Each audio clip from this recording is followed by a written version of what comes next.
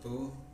Segala puji bagi Allah yang telah memberikan kita nikmat iman dan Islam, dan tak lupa kita panjatkan sholawat serta salam kepada Nabi Muhammad SAW, dan semoga Allah meridhoi kita semua untuk mendapatkan husnul khotimah.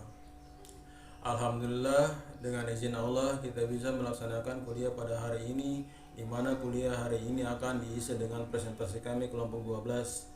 Izinkan saya sebagai MC untuk membacakan nama-nama pembawa materi dari bab 12, yaitu 1. Mahmud Dahlan, NRP 11122053. Materi A. Konsep politik dalam Islam. Nomor 2, Pak Siswanto, NRP 21222011. Materi B. Sistem khilafah dalam Islam. Nomor 3, Pak Riki Rosyanda, NRP 21322017. Materi C1, nilai dasar dalam politik Islam. Nomor 4, Pak Hendro Prasetyo, NRP 21222016. Materi C2, nilai dasar dalam politik Islam. Nomor 5, Pak Waidani Wanggai, NRP 21122012. Materi D. Kontribusi umat Islam dalam perpolitikan nasional. Saja saya membacakan materi saya. A. Konsep politik dalam Islam. Islam memberikan landasan kehidupan umat manusia secara lengkap, termasuk dalamnya kehidupan politik, tetapi Islam tidak menentukan secara konkret bentuk kekuasaan politik seperti apa.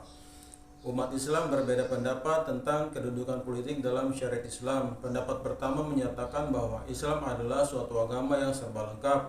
Di dalamnya terdapat antara lain sistem ketatanegaraan atau politik. Dalam bahasa lain, sistem politik atau disebut fikih siasah merupakan bagian integral dalam ajaran Islam. Kelompok ini berpendapat bahwa sistem ketatanegaraan yang harus diteladani adalah sistem yang telah dilaksanakan oleh Nabi Muhammad SAW. Kelompok 2 berpendirian bahwa Islam adalah agama dalam pengertian Barat, artinya agama tidak ada hubungannya dengan urusan kenegaraan. Menurut aliran ini Nabi Muhammad hanyalah seorang rasul, seperti rasul-rasul yang lain yang bertugas menyampaikan risalah Tuhan kepada segenap alam. Nabi tidak bertugas untuk mendirikan atau memimpin suatu negara. Kelompok ketiga berpendirian bahwa dalam Islam tidak terdapat sistem ketatanegaraan, tetapi terdapat seperangkat tata nilai etika kehidupan bernegara. Tetapi sejarah membuktikan bahwa Nabi di samping posisi beliau sebagai Rasul, beliau juga sebagai kepala negara. Nabi menguasai suatu wilayah, yaitu Yasrib, yang kemudian menjadi Madinah Al-Munawwarah sebagai wilayah kekuasaan Nabi, sekaligus menjadi pusat pemerintahannya dengan piagam Madinah sebagai aturan dasar kenegaraan. Setelah sepeninggalan Nabi, sistem pemerintahnya umat Islam menjadi khilafah yang dipimpin oleh khalifah. Sistem khilafah ini berakhir di bawah kekuasaan Khalifah Ali radhiyallahu anhu, dan sistem pemerintahan selepas khilafah dirubah menjadi bentuk kerajaan. Sistem kerajaan ini berlangsung hingga akhir abad ke-17 saat Turki Utsmani mengalami kekalahan pada bangsa Eropa. Bismillahirrahmanirrahim. Assalamualaikum warahmatullahi wabarakatuh. Perkenalkan, nama saya Siswanto dari Prodi Arsitektur, NRP 2122011.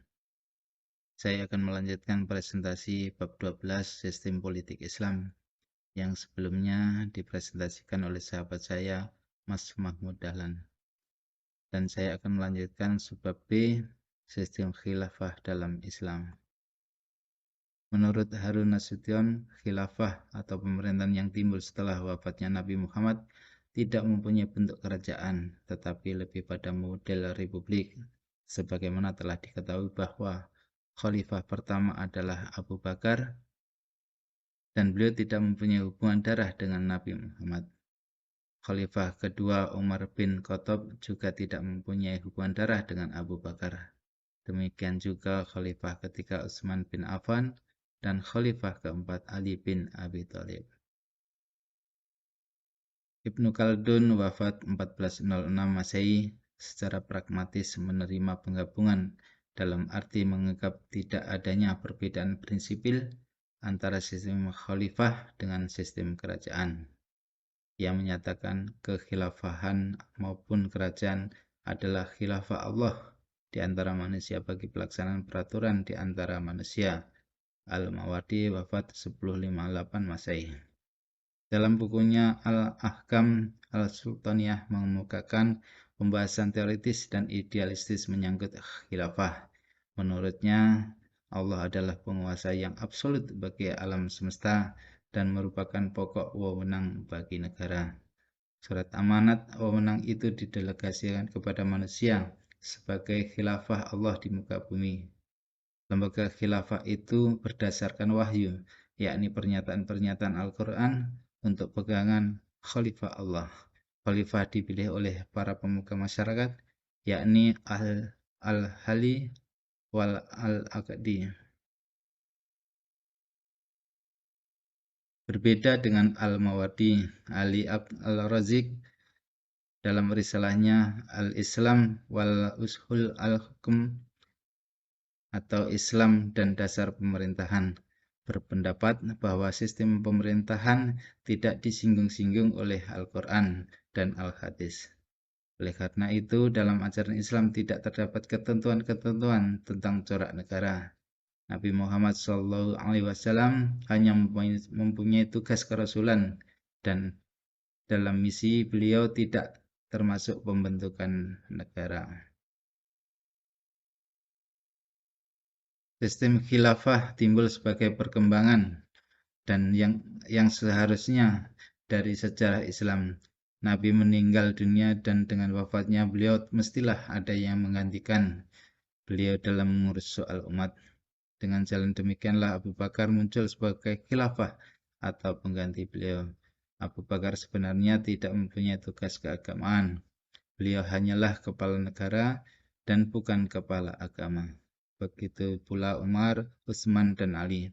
Soal corak dan bentuk negara bukanlah soal agama, tetapi soal duniawi dan diserahkan kepada akal manusia untuk menentukannya.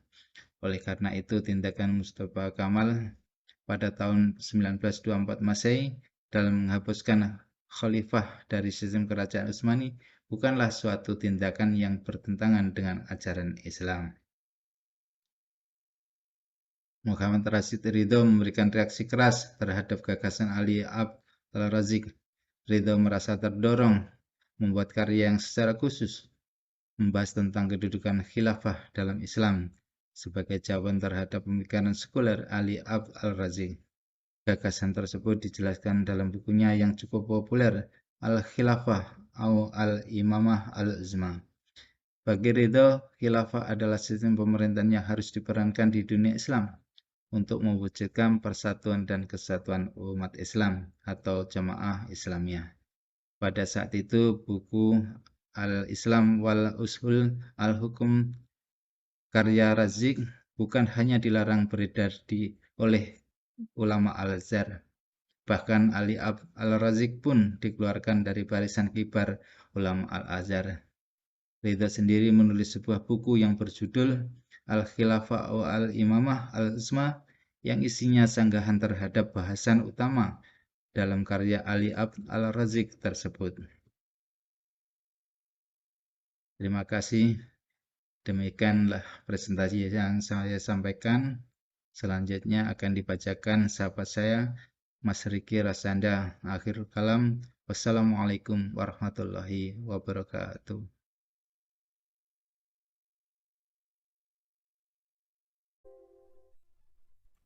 Assalamualaikum warahmatullahi wabarakatuh. Perkenalkan, nama saya Riki Rosanda, Prodi Teknik Elektro dengan NRP 213222017.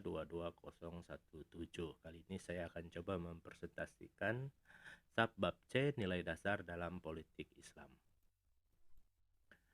Al-Quran sebagai sumber ajaran umat agama Islam mengandung ajaran tentang nilai-nilai dasar yang harus diaplikasikan dalam perkembangan sistem politik Islam. Ada 12 poin nilai dasar dalam politik Islam. Yang pertama, kemestian mewujudkan persatuan dan kesatuan umat yang terkandung dalam surat Al-Mu'minun ayat 52. Agama yang satu dan aku adalah Tuhanmu.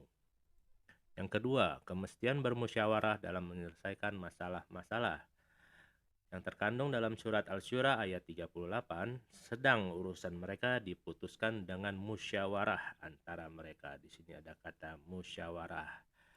Dan terkandung juga dalam surat Ali Imran ayat 159, bermusyawaratlah dengan mereka dalam urusan-urusan itu.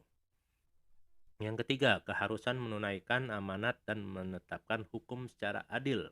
Di sini terkandung dalam surat An-Nisa ayat 58. Sesungguhnya Allah menyuruh kamu menyampaikan amanat kepada yang berhak menerimanya dan menyuruh kamu apabila menetapkan hukum di antara manusia supaya kamu menetapkan dengan adil. Yang keempat, kemestian menaati Allah, Rasulullah, dan uli amr, pemegang kekuasaan. Di sini terkandung dalam surat An-Nisa ayat 59. Hai orang-orang yang beriman, taatilah Allah dan taatilah Rasulnya dan uli amri di antara kamu. Yang kelima, keniscayaan mendamaikan konflik antar kelompok dalam masyarakat Islam. Di sini terkandung dalam surat Al-Hujurat ayat 9. Tetapi kalau yang satu melanggar perjanjian terhadap yang lain, hendaklah yang melanggar perjanjian itu kamu perangi sampai dia kembali kepada perintah Allah. Kalau dia telah kembali pada perintah Allah, damaikanlah antara keduanya. Kemestian mempertahankan kedaulatan negara dan larangan. Melakukan agresi dan invasi. Di sini terkandung dalam surat Al-Baqarah ayat 90, dan perangilah di jalan Allah orang-orang yang memerangi kamu, tetapi jangan kamu melampaui batas. Yang ketujuh, kemestian mementingkan perdamaian daripada permusuhan. Di sini sudah jelas semua orang suka perdamaian ya daripada permusuhan. Di sini terkandung dalam surat An-Anfal ayat 61, dan jika mereka condong kepada perdamaian, maka condonglah kepadanya. Yang ke-8, keharusan mementingkan kewaspadaan dalam bidang pertahanan dan keamanan. Di sini terkandung dalam surat Al-Anfal ayat 60, dan siapkanlah untuk menghadapi mereka kekuatan apa saja yang kamu sanggupi, dan dari kuda-kuda yang ditambat untuk berperang, yang dengan persiapan itu kamu menggentarkan musuh Allah dan musuhmu. Yang ke-9, keharusan menepati janji. Sini terkandung dalam surat An-Nahl ayat 91, dan tepatilah perjanjian dengan Allah apabila kamu berjanji, dan janganlah kamu membatalkan sumpah-sumpahmu itu. Yang ke-10, keharusan mengutamakan perdamaian bangsa-bangsa. Di sini terkandung dalam surat Al-Hujurat ayat 13.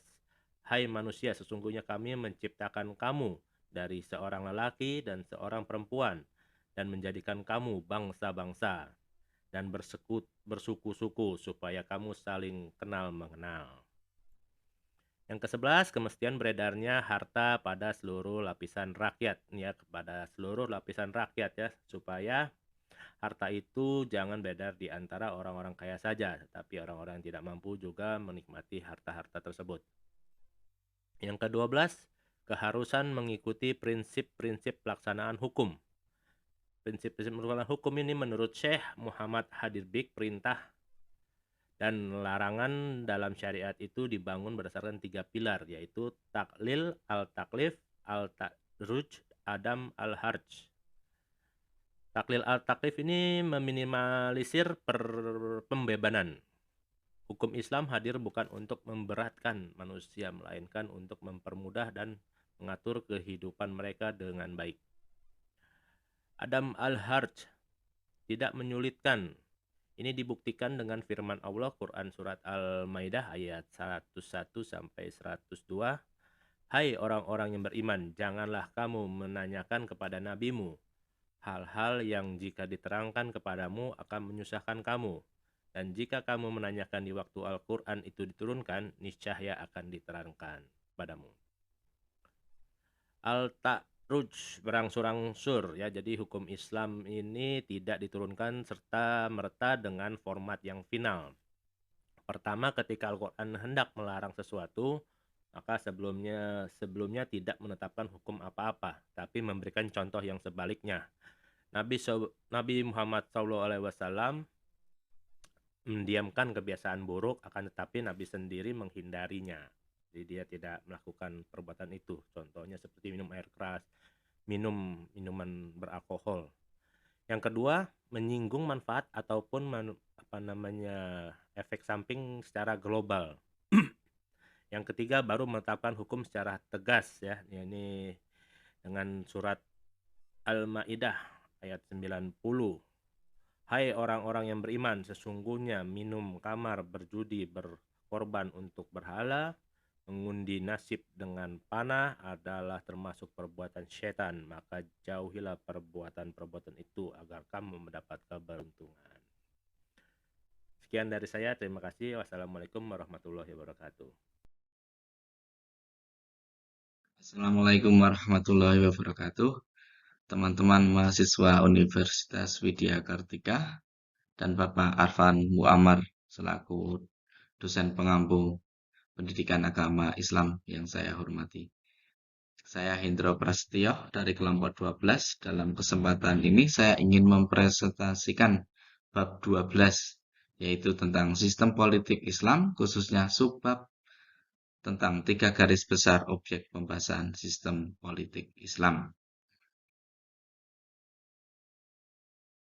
3 garis besar objek pembahasan sistem politik Islam diantaranya yaitu yang pertama siyasah dusturiyah, yang kedua siyasah dauliyah, yang ketiga siyasah ma'aliyah.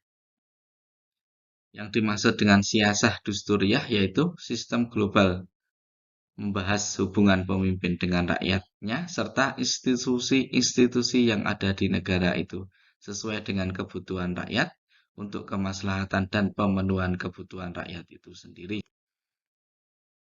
Yang kedua yaitu siyasah dauliyah, yaitu hukum internasional di dalam Islam, baik dalam keadaan damai maupun saat dalam keadaan perang. Yang ketiga atau terakhir yaitu siyasah ma'aliyah, artinya yaitu hukum yang mengatur tentang pemasukan, pengelolaan, dan pengeluaran uang milik negara. Terima kasih, mohon maaf untuk segala kekurangan dan kesalahan. Wassalamualaikum warahmatullahi wabarakatuh. Bismillahirrahmanirrahim. Assalamualaikum warahmatullahi wabarakatuh. Salam sejahtera untuk kita semua. Perkenalkan, nama saya Waidani Wanggai dari Prodi Teknik Sipil dengan NRP 21122012.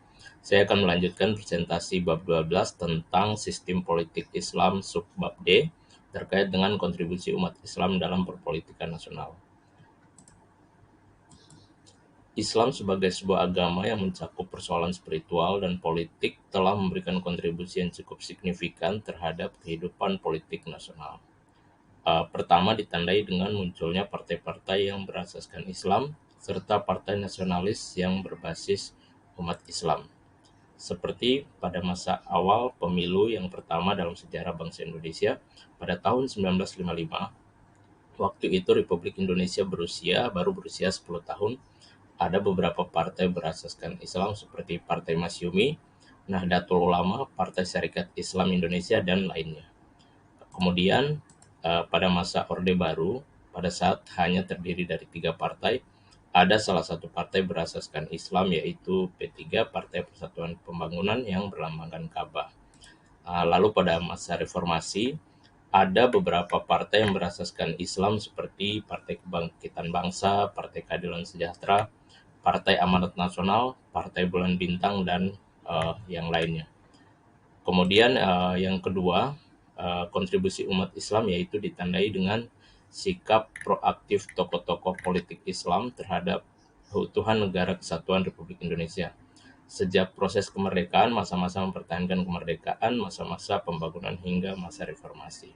Beberapa tokoh-tokoh Islam seperti Kiai Haji Ahmad Dahlan, yaitu pahlawan nasional Indonesia yang merupakan pendiri Muhammadiyah. Kemudian ada Kiai Haji Hasyim Asy'ari, seorang ulama besar bergelar pahlawan nasional dan merupakan pendiri berdirinya NU.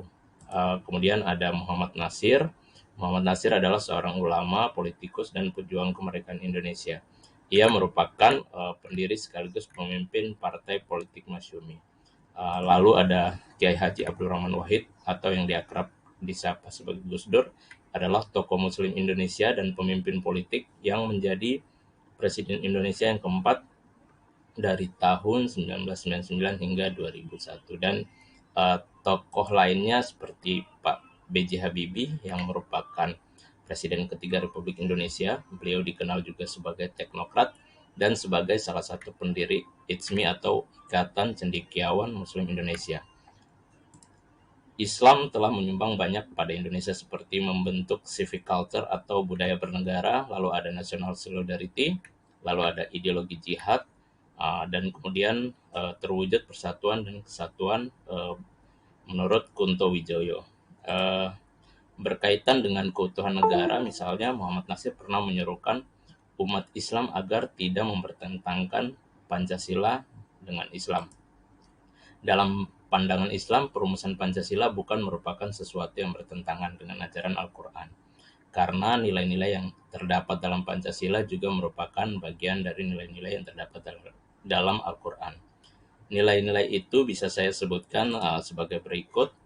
Pada sila pertama, ketuhanan yang Maha Esa ada terkandung pada surat Al-Ikhlas 1, katakanlah dia Allah yang Maha Esa. Kemudian pada sila kedua, kemanusiaan yang adil beradab, kandungannya pada surat An-Nisa 135, maka janganlah kamu mengikuti hawa nafsu, hendaklah kamu jadi manusia yang adil.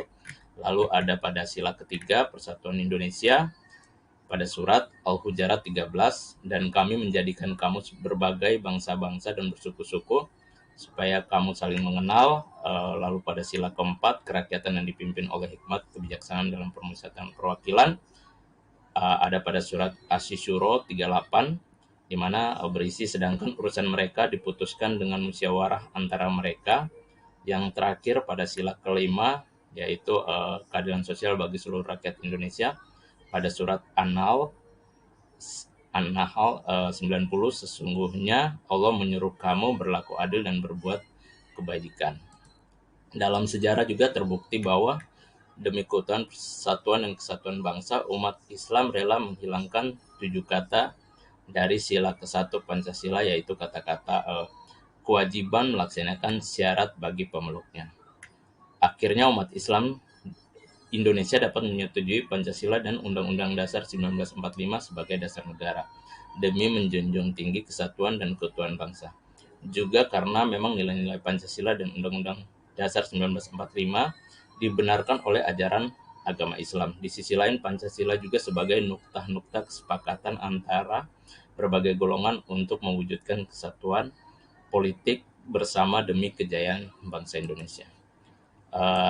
Terakhir ada kesimpulan, salah satu refleksi kita yaitu sistem perpolitikan dalam Islam sangat syarat dengan nilai-nilai yang ada dalam Al-Quran dan Al-Hadis. Jauh dengan apa yang dilihat dari perpolitikan Indonesia sekarang ini. Sebagai refleksi kita, contohnya ya, orang yang duduk dalam anggota dewan atau yang berkecimpung dalam dunia perpolitikan seakan tidak lepas dengan korupsi, kolusi, dan nepotisme. Seorang anggota dewan misalnya mengusulkan untuk membangun sebuah jalan atau jembatan, belum tentu niat utamanya ingin memperbaiki infrastruktur yang ada di sebuah daerah. Akan tetapi, bisa jadi di sisi lain ada niat politik di balik pembangunan jalan atau jembatan tersebut.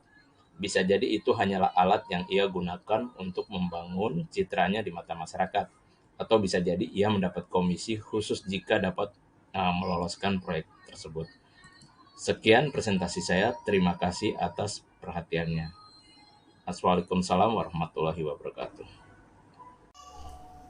Demikian pembacaan materi dari kami kelompok 12. Silakan bagi ada yang mau bertanya. Terima kasih. Assalamualaikum warahmatullahi wabarakatuh.